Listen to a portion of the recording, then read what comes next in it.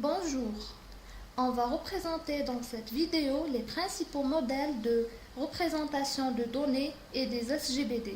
On va commencer tout d'abord par le SGBD hiérarchique. Dans ce modèle, les données sont classées hiérarchiquement selon une arborescence descendante. Il s'agit du premier modèle de SGBD. Cet exemple illustre ce modèle.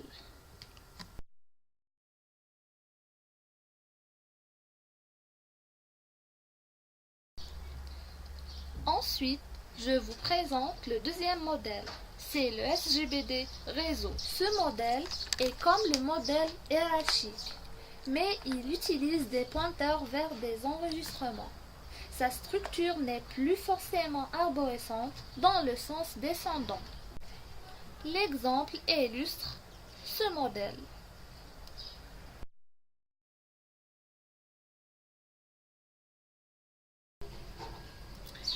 Puis, on a le modèle des SGBD relationnels. Dans ce modèle, les données sont enregistrées dans des tableaux à deux dimensions, lignes et colonnes.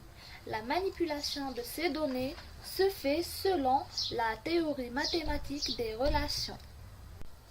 Voici l'exemple qui illustre la table relationnelle.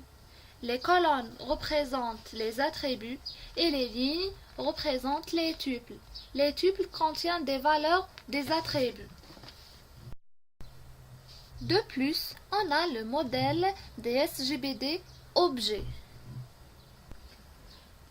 Dans ce modèle, les données sont stockées sous forme d'objets, c'est-à-dire de structures appelées classes présentant des données membres. Les champs sont des instances de ces classes. Et voici l'exemple qui présente ce modèle.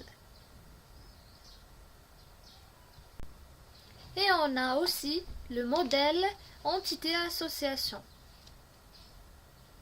Ce modèle comporte les concepts suivants. Entité ou classe d'objets abstraits ou concrets, des associations ou liens sémantiques entre entités. Mais il n'existe pas de SGBD pour ce modèle. Et voilà l'exemple de ce modèle.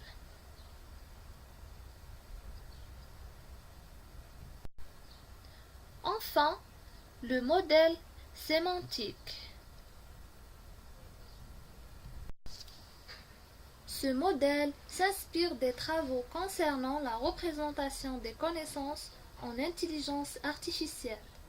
Il offre des mécanismes de construction de schémas plus puissants que ceux offerts par les modèles précédents. Merci pour votre attention et bon courage pour la suite.